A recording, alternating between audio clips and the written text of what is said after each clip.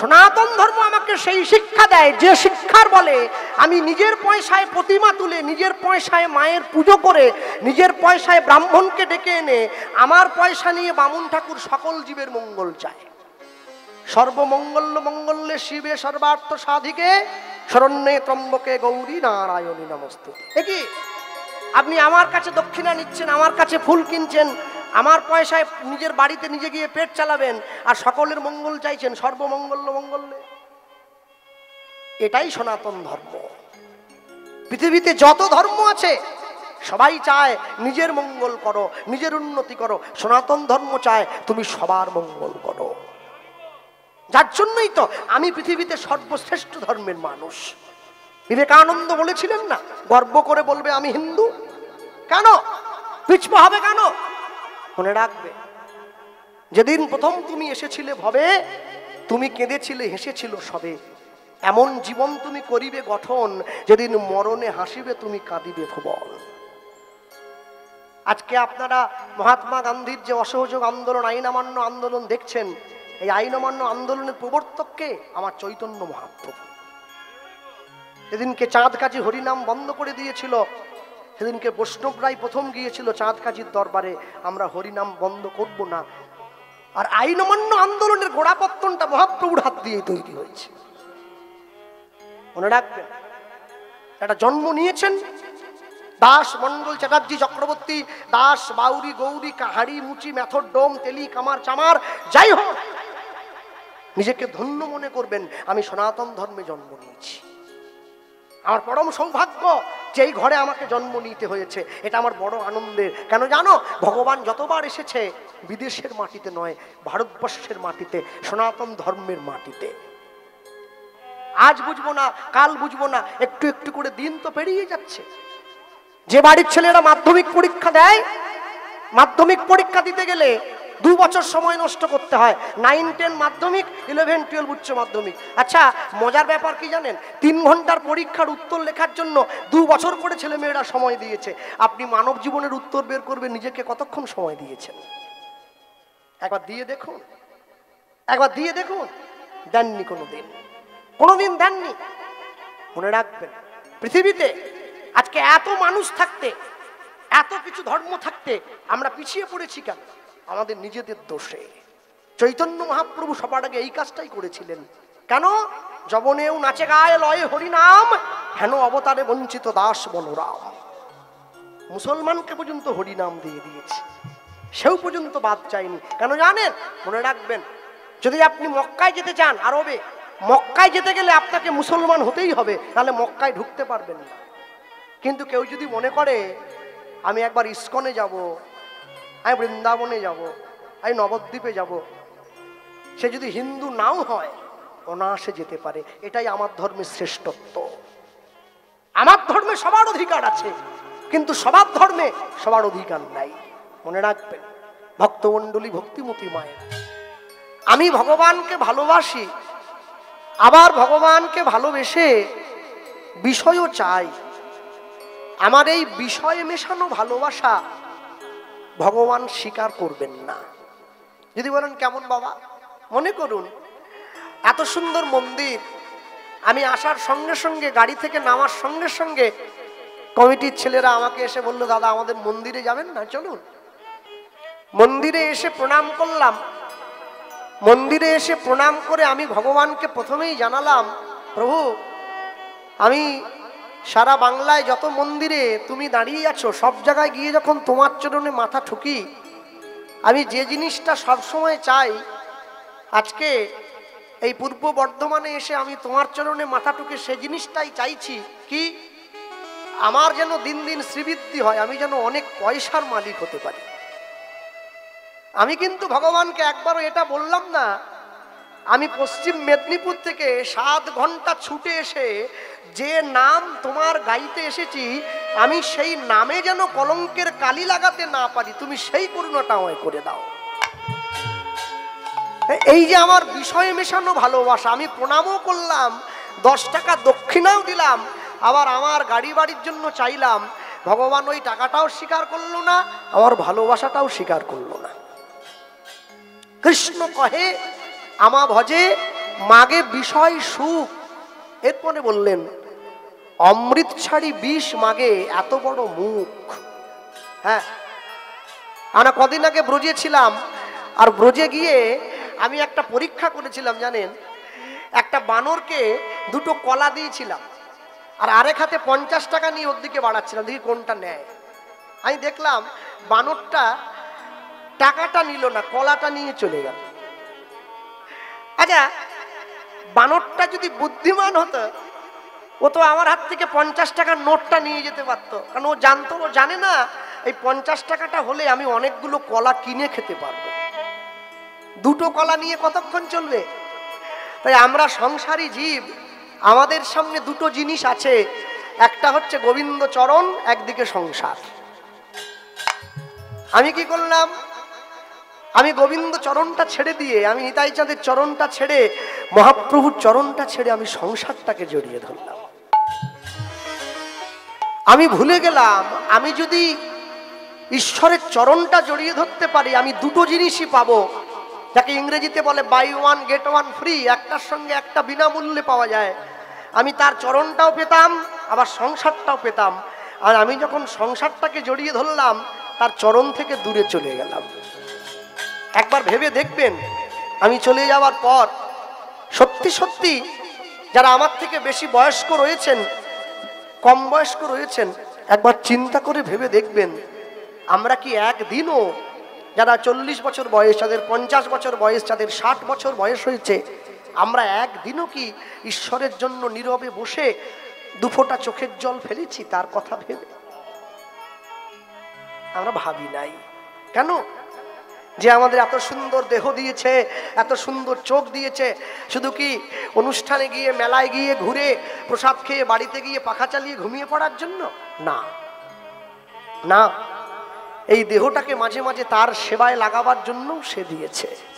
আমি যদি না দিতে পারি তাহলে আমার জীবনের সর্বস্ব বৃথা হয়ে গেল। যদি গৌরাঙ্গ নহিত কিমেনে হইত কেমনে ধরিতাম দে।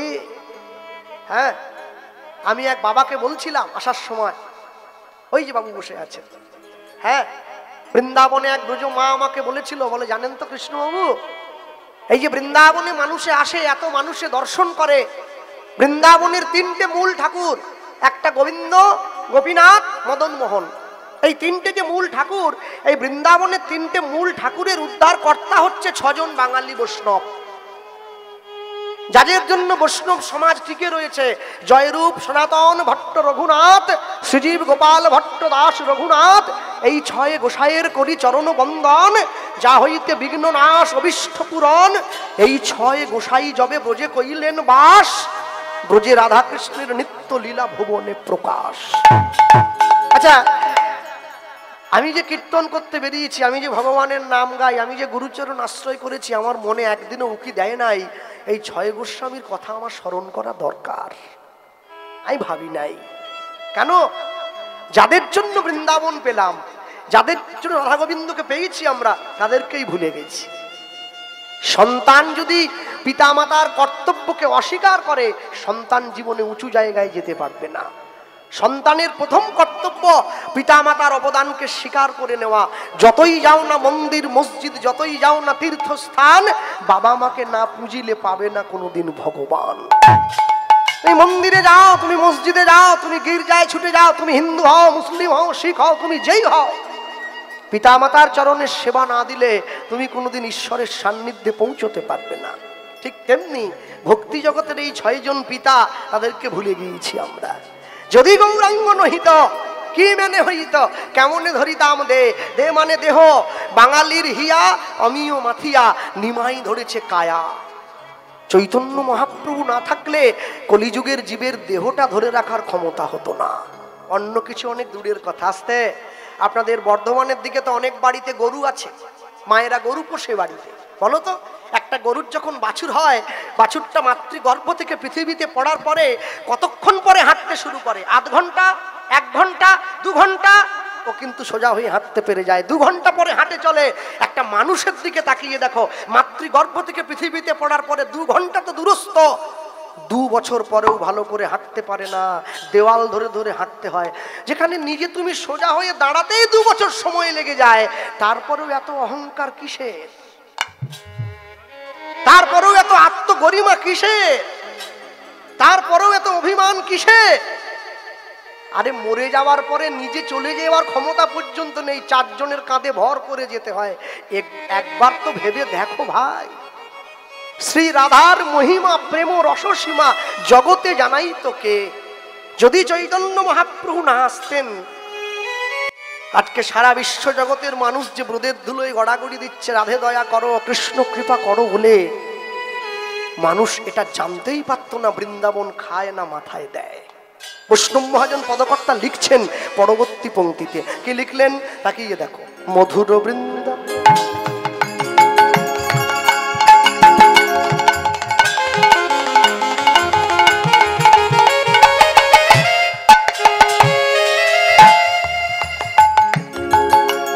মধুর বৃন্দা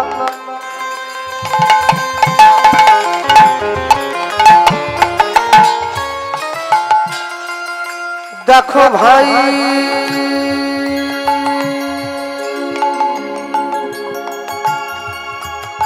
বিপিন মাধুরী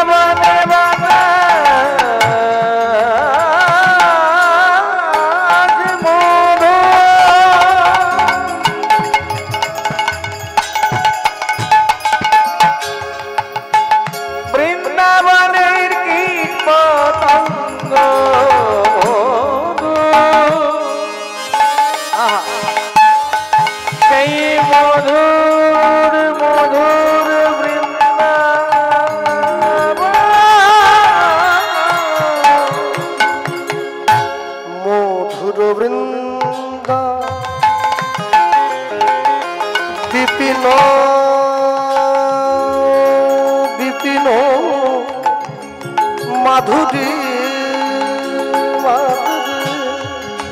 মধুর মধুর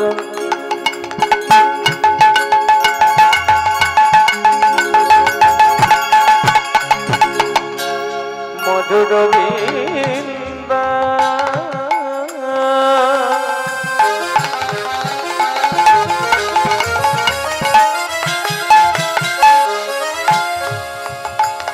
ও ভাই বিপিন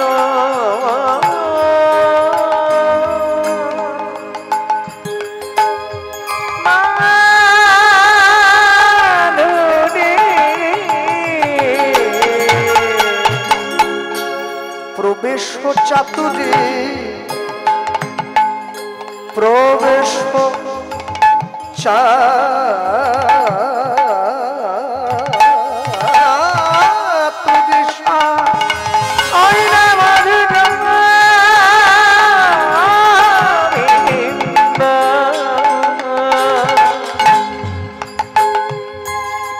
বিপিন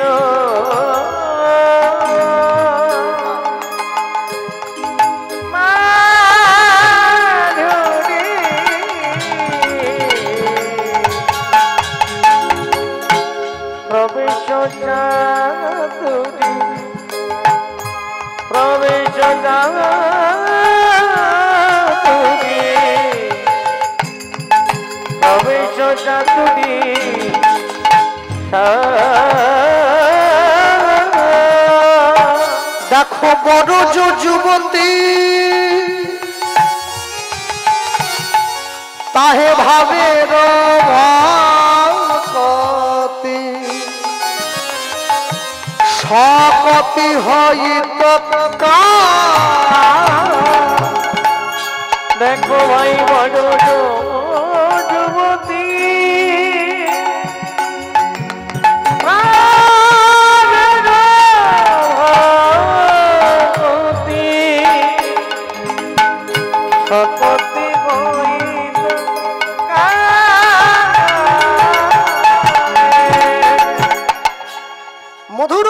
বিপিন মাধুরী প্রবেশ চাতুরী সার বড়জ যুবতী ভাবেরও ভকতি সকতি হইত কার। আর এত সুন্দর মন্দির নির্মাণ হয়েছে, রাধা গোবিন্দের সেবা হচ্ছে। ভালো করে তাকিয়ে দেখুন, রাধা গোবিন্দ মাঝখানে দাঁড়িয়ে রয়েছে আর দুই দিকে নিতাই গৌর হাত তুলে দাঁড়িয়ে রয়েছে। দেখে মনে হচ্ছে না মাঝখানেতে মহারাজ আর দুই দিকে দুটো সিকিউরিটি গার্ড। গায়ে অনেক সোনাদানা পরা আছে তো ভগবান শ্রীকৃষ্ণের, চুরি হয়ে যেতে পারে। যদি চুরি হয় নিতাই গৌর গিয়ে দাঁড়াও। সত্য যুগের ভগবান লক্ষ্মীনারায়ণ যুগল, ত্রেতা যুগের ভগবান রাম সীতা যুগল, দাপর যুগের ভগবান রাধা কৃষ্ণ যুগল, কলি যুগের ভগবান নিতাই গৌরাঙ্গ যুগল। রাধা কৃষ্ণকে যদি এক আসনে বসাতে হয়, নিতাই গৌরকে পাশে আরেকটা আসন পেতে যুগলে বসাতে হবে, তবে যোগ্য সম্মান দেওয়া হবে। যদি বলেন কেন ভাই এ কথা বলছো, মনে রাখবেন আপনাদের আমাদের বাংলায় যখন ভগবানকে ভোগ দেওয়া হয়, কি বর্ধমান, কি বীরভূম, মালদা, মুর্শিদাবাদ, নদিয়া, 24 পরগনা, মেদিনীপুর, কলকাতা, সব জায়গায় যারা ভগবানকে ভোগ দিয়ে প্রসাদ গ্রহণ করে, যখন আমরা ভগবানকে ভোগ দেই, আমরা ভগবানকে ভোগ দেওয়ার সময় ভোগের থালাটা ভগবানের মন্দিরে ঢুকিয়ে দিয়ে ঠাকুর ঘরের দরজাটা বাইরে দিয়ে বন্ধ করে দেই। এবার দরজার বাইরে দাঁড়িয়ে শিখল করতাল নিয়ে কীর্তন করি। কেউ বলি ভজপতিত উদ্ধারণ শ্রী গৌর হরি, কেউ বলে ভজ ভকত বৎসল শ্রী গৌর, যার গুরু ঘরে যে নিয়ম আছে। বাহ, এবার যিনি ভোগ দিচ্ছিলেন উত্তরীয়র মধ্যে হাতটা নিয়ে গিয়ে আচমনটা সেরে নিচ্ছেন। আচমন হয়ে যাওয়ার পর 3টে তালি দিয়ে পর্দা সরিয়ে দিলেন, মানুষের প্রসাদ নিল, ভোগ দর্শন করলো, মায়েরা ঘরে ফিরে গেল। এটা আমি বাংলার কথা বলছি। আমি যখন বুঝে গেলাম, আমি দর্শন করছি, আমরা ভগবানকে ভোগ দেই দরজাটা বাড়ির বাইরে থেকে বন্ধ করে, ব্রজের মায়েরা ভগবানকে ভোগ দেয় দরজাটা বাড়ির ভেতর থেকে বন্ধ করে। আমি চিন্তা করলাম, আমি তো জীবনে এইরকম সেবা দেখিনি, আমাকে ব্যাপারটা জানতে হচ্ছে। দরজার বাইরে দাঁড়িয়ে রইলাম, আধ ঘন্টা পরে সেই ব্রজ মা দরজা খুলে বাইরে বেরিয়ে এসছে। দেখেই চিনে নিয়েছে, এ তো আমাদের ব্রজের মানুষ নয়, কি ব্যাপার। আমি বললাম, মা একটা জিনিস জানার জন্য দাঁড়িয়েছিলাম, এসো ভেতরে এসো। এত রৌদ্রুতে বাইরে কেউ দাঁড়িয়ে থাকে নাকি, এসো। মনে রাখবেন ব্রজের মায়েদের অন্তর খুব কোমল, ভিতরে ডেকে বসতে দিয়েছে। বাবা কিছু বলবে? আমি বলছিলাম, মা আমি দেখলাম আপনি ভগবানের ঘরে ভোগের থালাটা নিয়ে মন্দিরের দরজাটা ভেতর থেকে বন্ধ করে দিচ্ছেন, মা এটা কেমন সেবা হলো? বলছে, দেখো তোমরাই তো বাংলায় প্রচার করেছ, আপন ভজন কথা না কহিবে যথা তথা। তাহলে আমাকে জিজ্ঞাসা করছো কেন? যাইবে দক্ষিণে বলিবে পশ্চিমে, দাঁড়ায় উত্তর মুখে, গোপনের প্রেম গোপনে রাখিবে থাকিবে পরম সুখে, এ কথা দ্বিজ চণ্ডীদাস ঠাকুরের শ্রীমুখে। তাহলে আমায় জিজ্ঞাসা করছো কেন?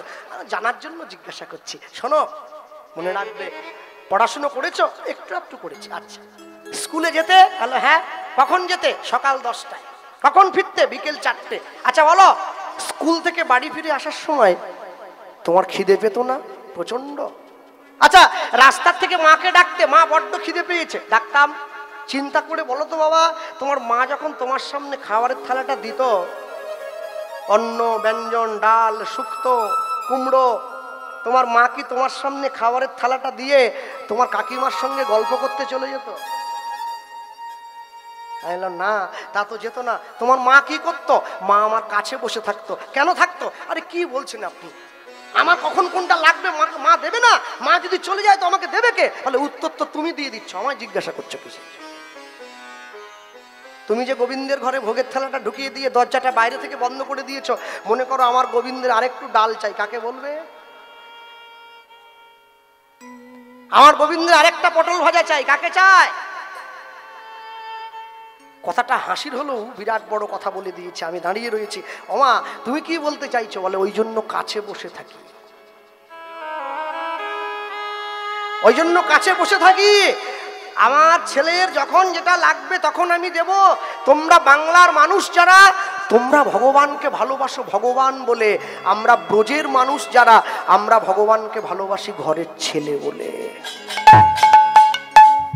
শোনো বাবা, এই জগতে কোনো নারী যদি কোনো পুরুষকে নিজের হাতের মুঠোয় আনতে চায়, 2 থেকে 3টে ইন্দ্রিয় ব্যবহার করলেই পুরুষকে হাতের মুঠোয় রাখা যায়। গোবিন্দ হচ্ছে একমাত্র পুরুষ, একমেব অদ্বিতীয়ম, যাকে হাতে রাখতে গেলে নিজের দেহের 11টা ইন্দ্রিয় সম্পূর্ণভাবে তার চরণে দিয়ে দিতে হয়। তুমি কি পেরেছো?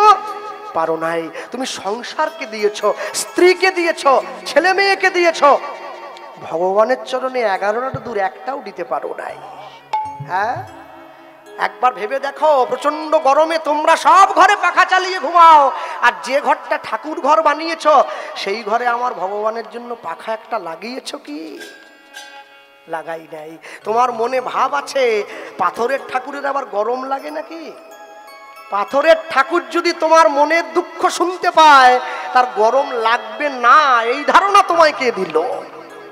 আমি বললাম, মা আমার ভুল হয়ে গেছে তোমায় প্রশ্নটা করা। শোনো, যে সেবাটা আমরা দিচ্ছি একে আত্মমত সেবা বলে, নিজেকে দিয়ে তাকে সেবা দেওয়া। রান্না করতে করতে যদি আমার বেখেয়াল হয়ে যায় যে আমি সবজিতে নুন দিয়েছি কিনা, আমি ভগবানের ভোগ হওয়ার আগে একবার জিভে দিয়ে চেখে দেখে নিতে পারি। কেন জানো? যখন ছোট ছিলাম দেহ তার চরণে দিয়েছি, যখন আমি বড় হয়ে গেছি মন তার চরণে দিয়েছি। দেহ মন যদি তার হয়, আমি কি আমার আছি? আমি তো তার। আমার পাপ পুণ্য ভালো মন্দ সব তো তার। বৈষ্ণব মহাজন পদকর্তা প্রেমভক্তি চন্দ্রিকায় বলেছিলেন না, গৃহে বা বনেতে থাকো, হা গৌরাঙ্গ বলে ডাকো, নরোত্তম মাগে তার সঙ্গ। তুমি যেখানে থাকবে দিন শেষে একটি বার তার চরণটা জড়িয়ে ধরবে, দুফোঁটা চোখের জল দেবে, যার মধ্যে কোনো স্বার্থ নেই, কোনো চাওয়া পাওয়া নেই, কোনো ঘেন্না নেই, বিদ্বেষ নেই, রাগ নেই। প্রভু কেউ নেই, শুধু তুমি আছো আর আমি আছি। তুমি দেখো যে নয়নের জল আমি তোমার চরণে জমা দিলাম, আমার শেষের দিনে এই চোখের জলটা যেন আমার পাথেয় হয়ে যায়। বৈষ্ণব মহাজন পদকর্তা লিখছেন, তোমাকে কিচ্ছু করতে হবে না, এত কষ্ট করার দরকার নেই। গাও পুনঃ পুনঃ শ্রী গৌরাঙ্গের গুণ উলুধ্বনি। তোমরা গৌরাঙ্গের গুণগান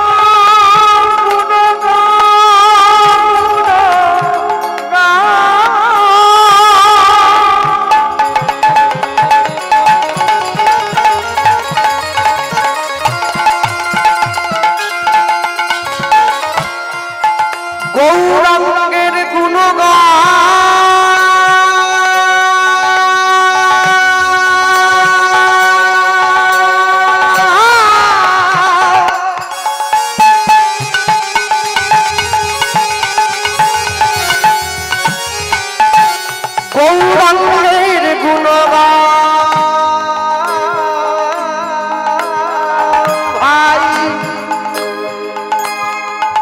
গৌরাঙ্গের গুণগান ভাই,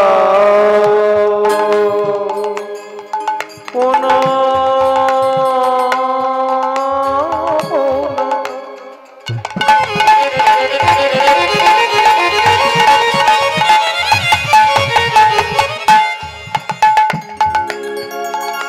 শ্রী গৌরাঙ্গে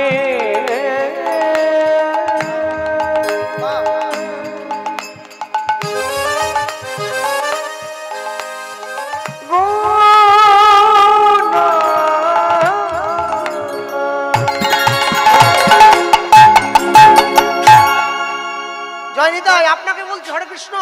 হ্যাঁ বলুন। আমি বলছিলাম কি, আমি সকাল থেকে সন্ধে পর্যন্ত চিটিংবাজি করব, মিথ্যে কথা বলবো, লোক ঠকাবো, সন্ধেবেলা বসে গৌরাঙ্গের নাম বলে নেবো, হবে তো? কি করে হবে? আইন থাকলে আইনের ফাঁক থাকবে না? আইনের ফাঁকটা দিয়ে দিচ্ছে। সরল করিয়া এই মনে হিংসা নিয়ে নয়, প্যাচ নিয়ে নয়, পরের ক্ষতি চেয়ে নয়, সরল করিয়া সরল সরল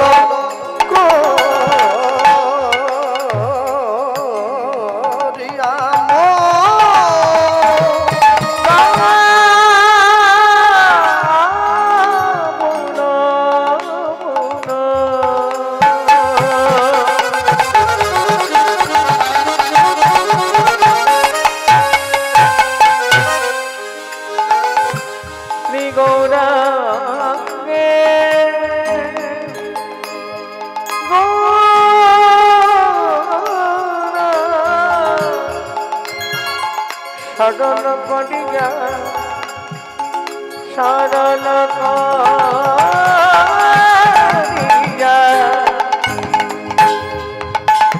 সরল করিয়া এবার তিন ভুবনে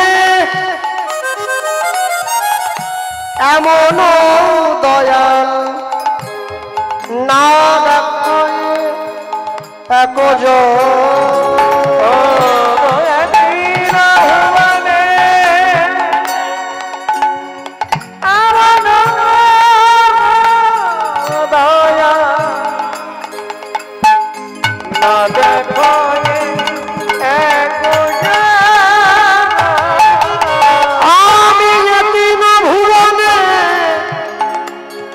এমন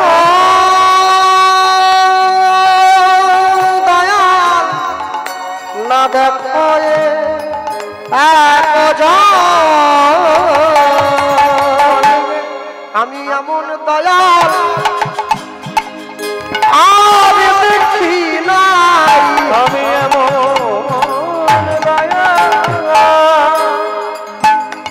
আর দেখি না আমি এমন দয়াল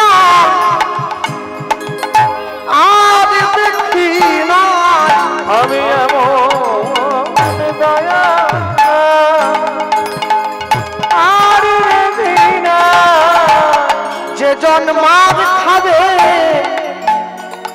পায়ে ধরে প্রেম দেবে আমি এমন দয়া আর দেখি না যে জন জগাই মাধাইয়ের মতো মাতালকে হরি নাম দিল এমন দয়াল আর দেখি না যে জন বলায় চাঁদ কাজীর মতো মুসলমানকে কৃষ্ণ প্রেম দিল এমন দয়াল আর দেখি না যে জন চপল গোপালকে উদ্ধার করিল আমি এমন দয়াল আর দেখি না যে জন বলিত কুষ্ঠ ব্যাধিগ্রস্ত বাসুদেবকে কোল দিল এমন দয়াল আর দেখি না দেখো হরি নামে হরিকে নামাইয়ে আনল এমন দয়াল আর দেখি না জীবের হাতে ধরিল আর পায়ে পড়িল এমন দয়াল আর দেখি না আর কেউ নাই তার আছি কহে হইল বলো মাঝি বলে এমন দয়াল আর দেখি না এমন দয়াল আর দেখি নাই এই ভুবনে এমন দয়া না দেখো পুজো এদিন ভুবনে এমন দয়া না দেখো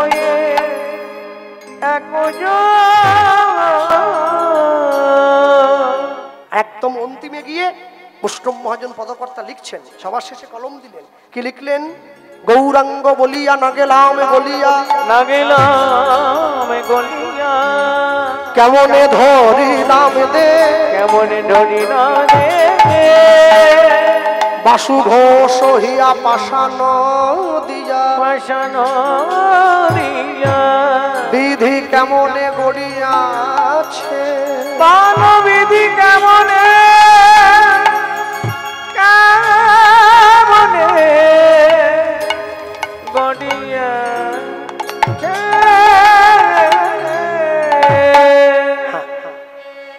যে গৌরাঙ্গের নামে পাষাণ বলে গেল, সেই গৌরাঙ্গের নামে আমার হৃদয় পাষাণ গলল না। আর যে গৌরাঙ্গের নামে বনের হিংস্র বাঘ পর্যন্ত তার নাম নিয়ে মাতোয়ারা হয়, আমার হৃদয় বাঘটা এত ভয়ঙ্কর, সেই নামে কোনোদিন একবার চিন্তা করেও দেখেনি। মনে রাখবেন, আজকে কীর্তন শোনার শক্তি আছে, বাড়িতে গিয়ে শুয়ে পড়ছে, একদিনকে শুনতে চাইবে, কিন্তু গায়ে আর শক্তি থাকবে না। সেদিনকে কি হবে? সেদিনকে কি হবে? দুর্গাপুজোতে সপ্তমীর দিন থেকে আমাদের কীর্তন চলছে আজকে পর্যন্ত। হ্যাঁ, দুর্গাপুজো যতগুলো প্যান্ডেলে কীর্তন হয়, প্যান্ডেলে কীর্তন করতে গিয়ে আমরা দেখি প্যান্ডেলের পেছন দিকে একটা করে বিজ্ঞাপন দেওয়া আছে, আর সেই বিজ্ঞাপনে লেখা আছে সোনার গহনার মজুরিতে 25% ছাড়। মানুষে ছুটে ভিড় করে সোনার গয়না কিনতে চলে যায়। আহা, 25% যদি গয়নায় ছাড় থাকে তাহলে মনে কত আনন্দ বলো দেখি। আচ্ছা, জীবনে কেউ যদি সঠিকভাবে হরিনাম আশ্রয় করতে পারে না, তার জীবনের 100% ছাড় হয়ে যাবে, 25% তো দূরে থাক। যদি বলেন ভাই কেন এ কথা বলছো, মনে রাখবেন এমনও ব্যক্তি আছে যে দুপুর বেলায় বিছানায় গিয়ে খাওয়া দাওয়া করে শুয়েছে, ঘুমের মধ্যে আসতে প্রাণটা বেরিয়ে গেল। প্রাণটা বেরিয়ে যাওয়ার আগে মুখে শুধু উচ্চারণ হলো হরে কৃষ্ণ, ওটা 100% ছাড়। আর এমনও লোক আছে যে 10 বছর বিছানায় পড়ে আছে, পায়খানা পেচ্ছাপ করে গায়ে মেখে নিচ্ছে, মরতে চায় কিন্তু মরে না, ওটা 25% ছাড়। আপনি চিন্তা করবেন আপনি কোন ছাড়টা নিতে চান, 25 না 100। চিন্তা করার দায়িত্ব আপনার। কেন জানেন, মনে রাখবেন যা কিছু পেয়েছেন, যা কিছু নিয়েছেন, যা কিছু নেবেন এখান থেকে নিতে হবে, যা দেবেন এইখানে দিতে হবে। আজকে আপনার যেটা আছে কাল সেটা অন্য কারো হবে, পরিবর্তনই সংসারের নিয়ম। চলো, অনেক কথা বলার আছে আমার। হ্যাঁ, আমি সকলের কাছে অনুরোধ, আস্তে দয়া করে ঘড়ির দিকে কেউ দেখবেন না, কেন ঘড়িটা বড় খারাপ, ওর দিকে তাকালেই শুধু বলে বাড়ি চল বাড়ি চল। আর আমার হয়েছে সমস্যা জানেন, হ্যাঁ আমার গ্রামও কীর্তন হয়, আমি তো শুনতে যাই, আমার ঘরের সামনে কমিটির ছেলেগুলো মাইক লাগিয়ে দিয়ে গেছে। আমি যখন ঘরে গিয়ে শুই, ওই হরিনামের মাইকটা আমাকে ডাকে, আয় আসরের দিকে আয়, আসরের দিকে আয়, আসরের দিকে আয়। আর আসরে গিয়ে যখন বসি, আমার নরম বিছানাটা আমায় ডাকে, আয় শুবি আয়, আয় শুবি আয়। আমার এমন সমস্যা, আমি না পারি আসরে গিয়ে বসতে আর না পারি ঘরে গিয়ে ঘুমোতে। তাই আমি সিদ্ধান্ত নিয়েছি আমি ঘরেও থাকবো না আর কীর্তনও শুনবো না। কি করলাম, আসরে গিয়ে বসলাম, বসে ঘুমিয়ে পড়লাম। বলুন ভালো নাকি? এত সহজ নয়, ঈশ্বরের কৃপা। রামকৃষ্ণ পরমহংসদেব বললেন ঈশ্বর সবার মধ্যে আছেন, কিন্তু সকলার মধ্যে ঈশ্বর নাই। এটা বিরাট বড় যন্ত্রণা।